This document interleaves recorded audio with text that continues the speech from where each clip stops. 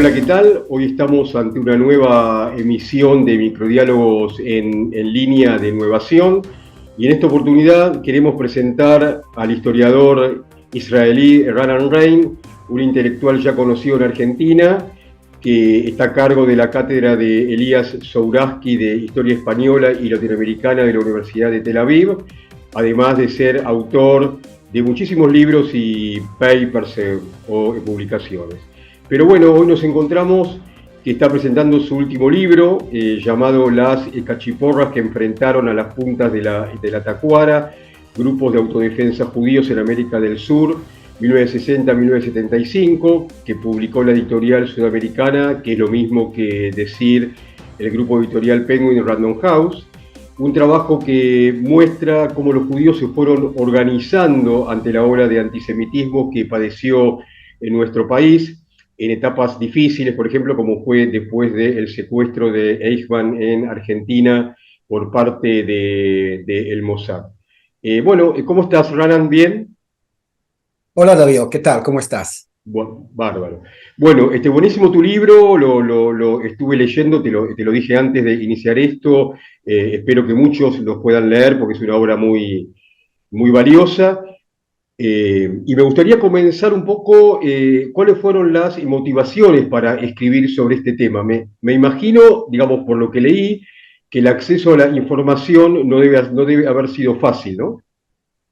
Es cierto. Bueno, ante todo, me gustaría decir que es un placer para mí participar en este diálogo porque el periódico Nueva Sion tenía mucha importancia en los años 60 con respecto a la lucha contra el antisemitismo en Argentina, y estoy citando varios artículos publicados en aquellos años en la revista que de algún modo tenían que ver con la autodefensa judía en el Cono Sur. El libro, en cierto sentido, es una continuación de otro que he publicado hace muchos años bajo el título Argentina, Israel y los judíos. En aquel momento trabajé sobre todo las relaciones políticas y diplomáticas entre ambos países. Y sí, también ahí tengo un capítulo dedicado al secuestro de Eichmann y su impacto en los lazos bilaterales.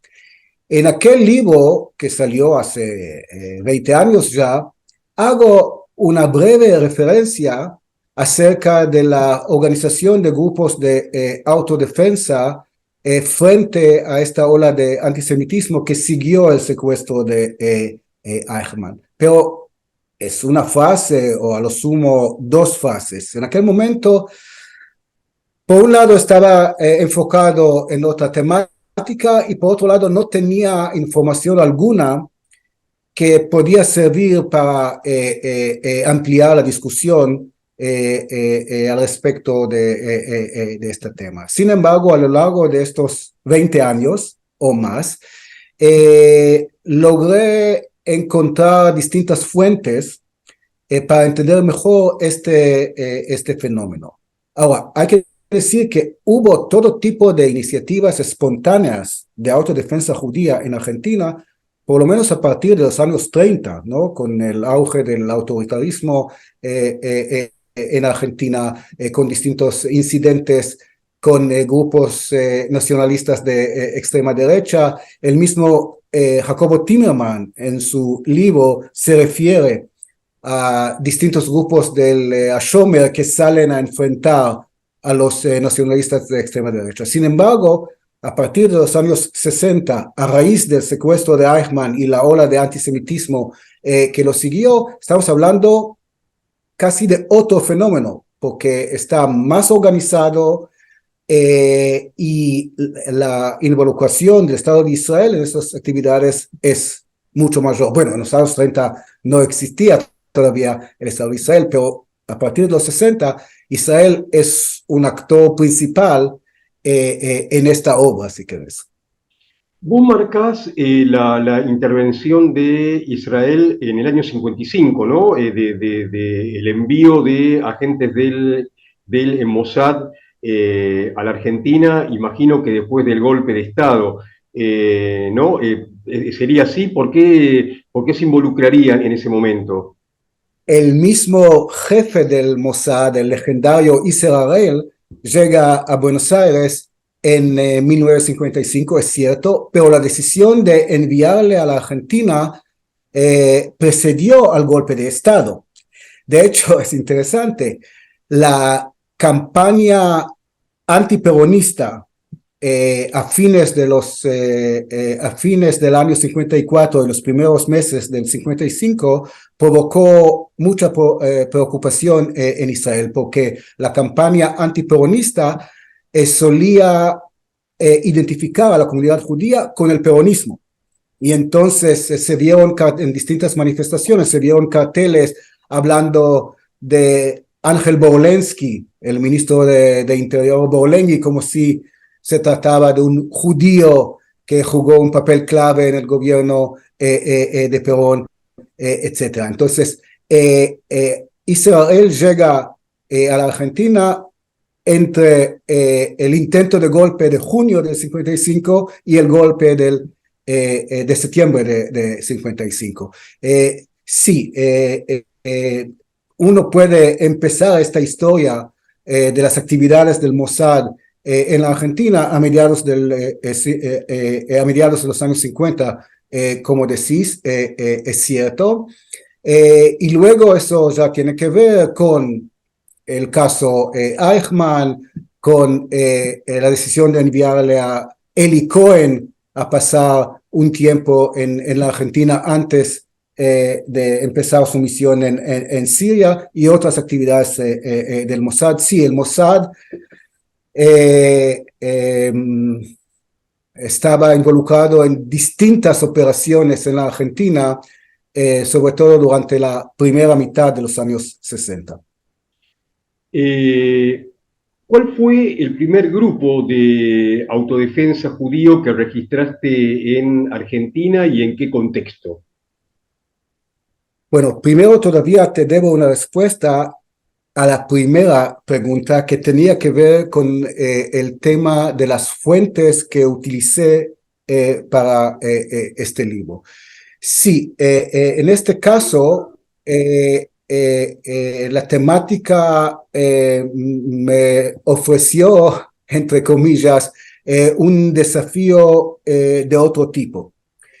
Porque la mayor parte de los documentos relevantes están en el archivo del Mossad y no hay acceso a los investigadores a la documentación en este archivo. Normalmente, en la mayor parte de los países pasa un periodo, digamos, de 30, 40, 50 años y sí dan accesos por lo menos a una parte de la documentación. En el caso de Israel, así fue primero un periodo de 50 años. Cuando cumplió Israel 50 años, decidieron prolongarlo a 70 años. Cuando cumplió Israel 70 años, decidió prolongarlo a 90 años. Yo no voy a poder entrar en este archivos. No sé si no sé, la generación más joven lo va a poder hacer. Por lo tanto, tenía que basarme por un lado, de distintos documentos de la Cancillería israelí, de organizaciones judías internacionales como la American Jewish Committee, el Congreso Judío Mundial, publicaciones de la DAYA y otras organizaciones judías argentinas, la prensa contemporánea, israelí, argentina, norteamericana, y sobre todo un proyecto de historia oral. Hice una serie de unas 130 entrevistas, sobre todo con ex militantes o activistas en los grupos de autodefensa, pero también algunos veteranos del Mossad, algunos diplomáticos israelíes ya jubilados, algunos ex funcionarios de la agencia judía, etc. En todos los casos se trataba de gente mayor, gente en sus años 70 y 80, y con lamento decirlo, pero a partir del inicio de esta investigación hasta hoy en día, no pocos ya fallecieron y me alegra mucho que lograron dar su testimonio cuando todavía estaban vivos. Entonces, el tema de las fuentes es algo para destacar. El primer grupo que yo registré, si nos referimos a los años 60, ya en la misma semana cuando se publicó la noticia de que Eichmann fue secuestrado en Buenos Aires, porque durante los primeros días todavía no estaba claro dónde lo secuestraron y quién lo secuestró. Entonces, en esta misma semana ya la embajada israelí organizó a distintos grupos de jóvenes de los movimientos juveniles sionistas para hacer todo tipo de patroles alrededor de la embajada y de el edificio de distintas organizaciones judías, templos judíos, etcétera. El mismo Herzl Inbar, que luego, muchos años después, volvió a la Argentina como diplomático israelí, me contó cómo participaba en estas actividades. Pero pocos días después del secuestro, ya el embajador israelí, Yosef Avidar, ex general del ejército israelí, lo convocó al joven viceagregado militar en la embajada y le pidió empezar a entrenar a jóvenes judíos en actividades de autodefensa. Entonces, los primeros grupos a los que me refiero datan de fines de mayo del año 60 y principios de junio del año 60. Pero luego intento describir, analizar los distintos grupos, las actividades en la capital federal, en las provincias del interior. Y también hay 2 capítulos dedicados a Uruguay. Y aquí me gustaría agregar otro tema. Mi idea inicial fue escribir un libro sobre la autodefensa judía en 4 países sudamericanos: Argentina, Uruguay, Chile y Venezuela. En el caso de Venezuela, aunque sí tengo material, decidí que quizá alguien podría utilizar un texto sobre esta temática en el contexto de las relaciones tan difíciles entre el actual gobierno de Venezuela, el Estado de Israel y la comunidad judía de Venezuela, o lo que se quedó de la comunidad judía de Venezuela. Entonces lo tengo en el freezer, este material, para algún otro momento. En el caso de Chile, que es súper interesante, enseguida te voy a explicar por qué. Esta tradición autoritaria de tantas décadas hace que mucha gente no quiso colaborar conmigo en este proyecto, por miedo.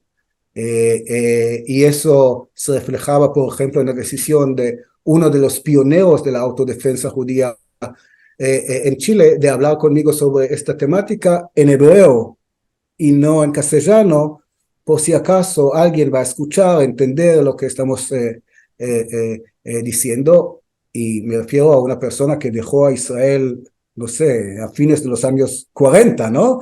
Y que no suele hablar hebreo normalmente, pero insistió en mantener la conversación en hebreo. El caso de Chile es muy interesante porque es algo distinto del caso argentino. En Santiago de Chile, los bomberos son de distintas colectividades étnicas. Los inmigrantes italianos tienen a Pompa Italia, por ejemplo, y los judíos tienen a Bomba Israel. Y Bomba Israel sirvió como una sede para el entrenamiento de jóvenes judíos en distintas tácticas de autodefensa. En la Argentina, ustedes no tenían digamos, un lugar donde podían entrar, donde tenían un espacio bien asegurado, donde entrar con uniforme o ir con algún arma. No era algo así tan raro. Y varios de mis entrevistados argentinos que salieron a Chile para entrenar a los jóvenes chilenos de origen judío, me dijeron algo como, llegamos a Santiago de Chile y qué envidia, ellos tenían los recursos, el espacio, donde podían desarrollar esas actividades, lo que nosotros no lo teníamos. Hicimos los entrenamientos en distintos colegios, distintos centros comunitarios, en Maccabi, en Hebraica, en campos de verano de los movimientos juveniles y claro está que en Maccabilandia, en Córdoba, pero no teníamos esta, digamos, sede, entre comillas, que tenían nuestros hermanos chilenos de origen judío. Bien. ¿Cuál fue el rol de Israel en relación con estos grupos, que ya me habías dicho un poco antes? ¿Qué fue la sección Bitsur de el Mossad y cuándo comenzó a realizar operaciones en América del Sur? El Estado de Israel estaba pero muy involucrado en estas actividades. Hay que tener en cuenta el contexto de los años 60 para entenderlo, porque si no, este tipo de involucramiento representa la violación de las normas de relaciones internacionales entre dos países amigos. En principio, ningún país, ningún estado debe entrenar a ciudadanos de otro país, de otros estados, en tácticas de lucha, en el uso de armas, etc.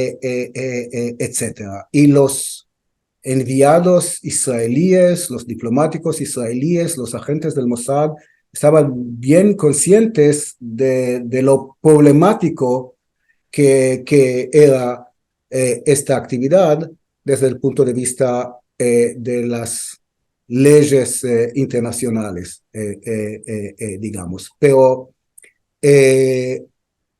la agencia judía, los diplomáticos israelíes en Buenos Aires, en Montevideo, en Caracas, en Santiago de Chile, los enviados de los movimientos kibutzianos,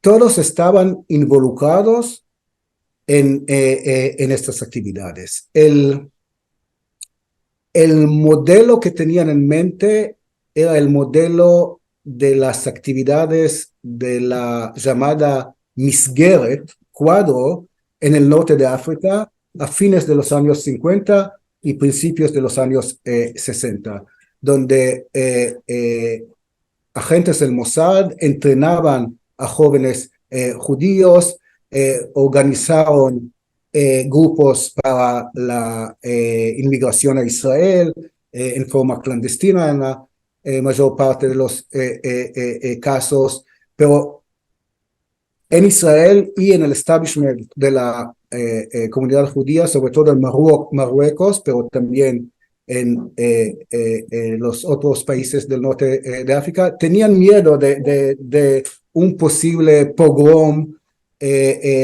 por la tensión en las relaciones entre Israel y sus países y sus vecinos árabes.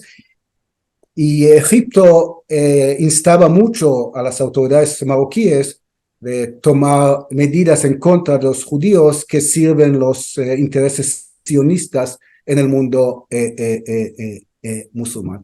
Sin embargo, en el caso de Argentina o Uruguay, se trataba de países amigos de Israel que han cultivado relaciones excelentes con Israel.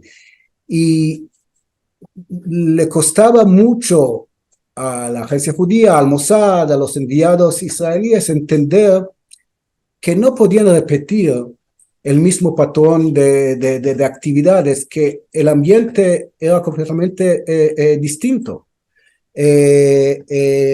Y no siempre le fue tan fácil entenderlo. Pero Israel estaba involucrado en las distintas etapas del entrenamiento de los jóvenes. Bueno, primero, muchos jóvenes judíos han llegado a Israel para pasar un año o un periodo de 9 meses en lo que se llama Hamachon lemadrichei Chutz La'aretz, ¿no? Donde pasaban la mayor parte del tiempo en seminarios acerca de la historia judía, del sionismo, etcétera. Pero este programa también incluyó un periodo de varias semanas de entrenamiento militar con armas y todo. Entonces los egresados de este instituto, de este Mahón, que hasta hoy en día suman algo como 70,000 jóvenes, no solamente de Sudamérica, sino de toda la diáspora judía, volvieron a sus países de residencia con alguna experiencia semimilitar, digamos. El entrenamiento de los jóvenes se hacía en Sudamérica, pero algunos que se estaban preparando para ser los oficiales, digamos, de esas actividades, también llegaron a Israel y participaron en un entrenamiento en algún lugar cerca de Tel Aviv, no voy a nombrar el lugar, y ahí se trataba de un entrenamiento militar propio. Y estos volvieron a la Argentina, a Uruguay, a otros países para dirigir los grupos de autodefensa judía.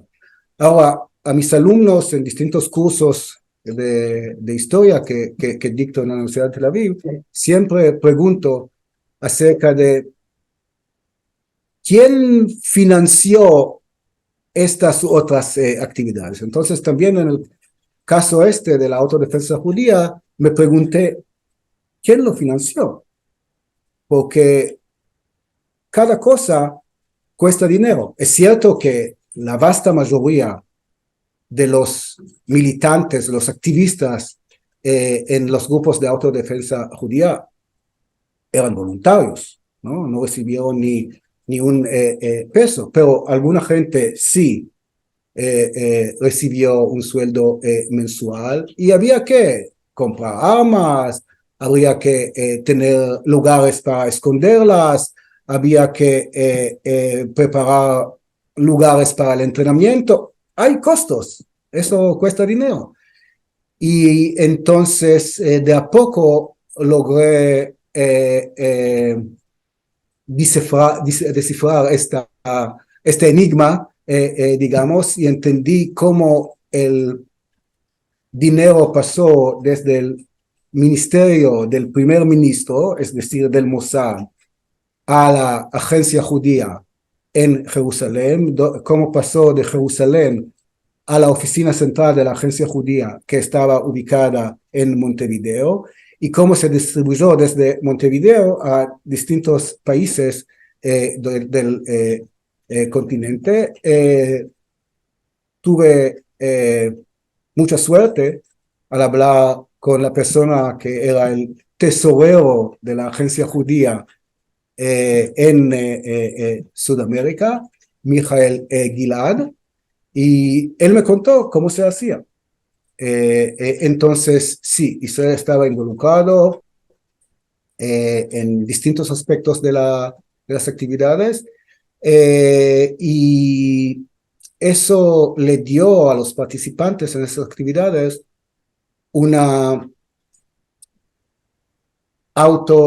una sensación de autoconfianza, una sensación de que de hecho están sirviendo la causa nacional judía y no solamente la causa, digamos, de los judíos de Argentina o Uruguay. Eh, Inclusive esto que vos decís del involucramiento de Israel en estos temas, hay un proyecto que vos transcribís a través de un testimonio de un programa de reclutamiento para 4 años de servicio militar que tenía relación con la Argentina. ¿Qué fue el Instituto de Instructores para el Extranjero? ¿Qué era ese proyecto? ¿Qué función tenía en realidad? Son dos cosas distintas, me gustaría aclararlo. Uh-huh. El tema de un año adicional de servicio militar para israelíes tenía que ver con el alarmismo de Abba Kovner, que estaba casi en pánico acerca de una posible segunda Shoah en Argentina. Y entonces él ofreció, por un lado, un programa para un 4 año de servicio militar para israelíes que lo hagan en la Argentina, ¿no? En temas de seguridad de la comunidad judía. Y otra idea que tenía fue un plan de evacuación de los judíos desde la Argentina para evitar esta segunda Shoah. Entonces, este es un tema. El Majón el instituto que empezó sus actividades ya en el año 46, si bien me acuerdo, es decir, antes del establecimiento del Estado de Israel, solía entrenar y preparar los jóvenes futuros dirigentes de las comunidades judías de la diáspora. Y entonces, a lo largo de muchos años, hasta hoy en día, vienen a pasar un periodo de entre 9 meses y un año en Israel, y la mayor parte del tiempo dedican a seminarios relacionados con historia judía, sionismo, etcétera. Viajan por distintos lugares del país, conocen a Israel, etcétera. Pero el programa, como he dicho, incluye también 4 semanas de entrenamiento en una base militar, sobre todo si se hizo en la base militar número 80, donde muchos israelíes han hecho su propio entrenamiento básico al iniciar su servicio militar. Entonces muchos jóvenes, jóvenes judíos de Argentina u otros países, a menudo con 17, 18 años, al terminar la secundaria, antes de empezar o los estudios universitarios o alguna carrera profesional, vienen a Israel y así se entrenan para su futuro rol en las comunidades judías. Raran, ¿por qué se sentía tanta alarma de una segunda Shoah en Argentina? ¿Cuáles eran las causas? ¿Era un imaginario que se tenía o se basaban en causas, en fundamentos, entre comillas, reales, digamos? Mira, como historiadores tenemos que intentar distinguir entre la percepción que tuvo la gente en aquel momento y la realidad, entre comillas, objetiva. La realidad objetiva es que no hubo ningún peligro de este tipo, ni en Argentina, ni en Uruguay, ni en ningún otro país.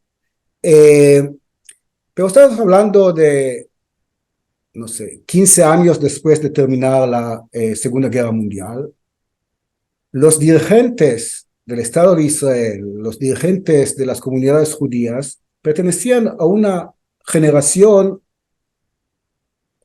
directamente impactado por la Shoah y solían interpretar muchos sucesos en clave de este trauma que fue la Shoah. Y cuando algún diplomático israelí, algún enviado del movimiento kibutziano mandó un informe a Israel en el año 60, 61, 62, citando un discurso de uno de los dirigentes de Tacuara, por ejemplo, entonces en Israel parecía como si se trataba de Alemania de los años, no sé, 35, 36, 37, ¿no? En vísperas de la Shoah. Todo parecía conocido, similar y daba miedo. Por otro lado, Israel siempre ha tenido interés muy específico en promover este alarmismo, porque con un alarmismo de este tipo, muchos judíos consideran la posibilidad de o trasladarse a vivir en Israel o dar un apoyo más masivo a Israel para asegurar que tengan esta no póliza de vida allí en Israel. Así que también sirvió intereses sionistas en varios sentidos. Sí, esperaban que eso podía contribuir a cohesionar la comunidad judía y asegurar sus lazos con el Estado de Israel.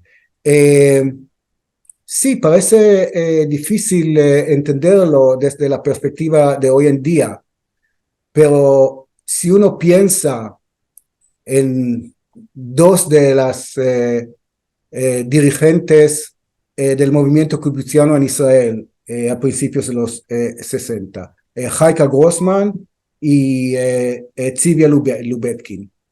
Las dos participaban en las rebeliones de los guetos en Europa, lideraban la resistencia, la lucha contra los nazis. Las dos de inmediato empezaron a dar órdenes en sus respectivos movimientos kibutzianos, ¿no? Cómo organizarse para enviar a gente joven a la Argentina, para asegurar.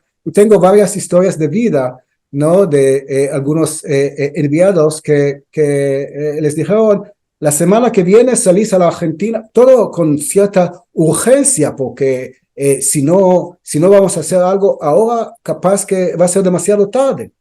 Y que hay que aprovechar el hecho de que ahora existe el Estado de Israel. Antes, durante los tiempos de la Segunda Guerra Mundial, no hubo un Estado judío. Entonces ahora tenemos que, casi diría, compensar lo que no hubiéramos podido hacer en los años 40. Ahora que sí existe un Estado judío, tenemos que hacer todo lo posible para evitar una segunda Shoah.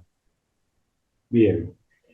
Me interesa que me cuentes cuál fue el rol de el Hashomer Hatzair y Nuevación en ese momento, en cuanto a los grupos de autodefensa y en cuanto a formación de cuadros. Vos te explayaste mucho en el libro en relación a eso.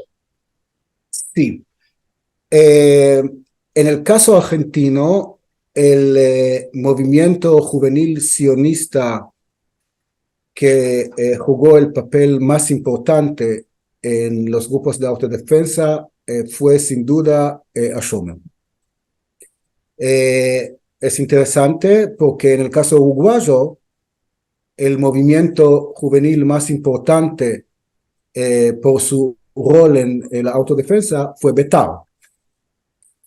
De todos modos, en ambos países, lo que vemos es una colaboración entre jóvenes de la Shomer HaTzair, de Betar, de Bnei Akiva, de Bonim Dror, de todos los movimientos juveniles que existían en aquel entonces.